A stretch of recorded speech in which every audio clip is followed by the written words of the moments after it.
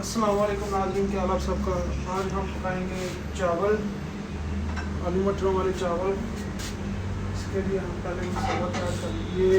टमाटर को हमने कट कर लिया दोनों के साथ। ये सब्ज़ मिर्च इसमें डालेंगे। ये मटर, फ्रेश मटर परचेज़ किए हैं माशाल्लाह, आपको अच्छे मटर हैं ये। अगर आपको दिखाते हैं,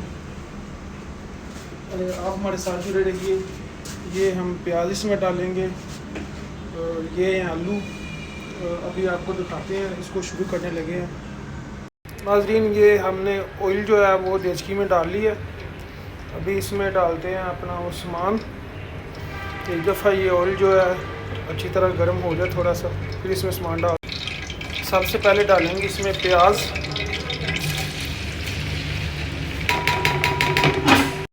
प्याज इसमें डाल लिया। अब इसको अच्छे से इसमें ऑयल में मिक्स करेंगे। ये हम लकड़ी का इस्तेमाल कर रहे हैं, इसके जो दोई है, चम्मच वगैरह नहीं करेंगे स्टील का। इसको हम इसमें पकाएंगे, बाद में स्टील का चम्मच लेंगे। प्याज को हम अच्छी तरह जो है इसमें वो, जब तक ये अपना रंग बदल नहीं लेगा, सुर्ख रंग में नहीं हो जाएगा, तब तक हम इसको इसमें अच्छे से पकाते रहेंगे। इसके लिए ख्याल रखना है कि जो आंच है वो आपने हल्की रखनी है। आंच जो है वो आपने हल्की रखनी है ताकि प्याज जो है वो जल ना जाए। नाज़रीन, ये सब्ज़ मिर्च भी हमने जो है वो क्रश कर ली है। अभी ये डालेंगे इसमें। नाज़रीन, ये देखें, प्याज हमने अच्छी तरह भून ली है। इसमें से ये भाप निकली, इसलिए आपको ये ब्लर सा हो गया थोड़ा सा। ये सब्ज़ मिर्च आप इसमें डाल देंगे। ये मटर भी डाल देंगे इसमें, अच्छी तरह इनको भी भून लेंगे।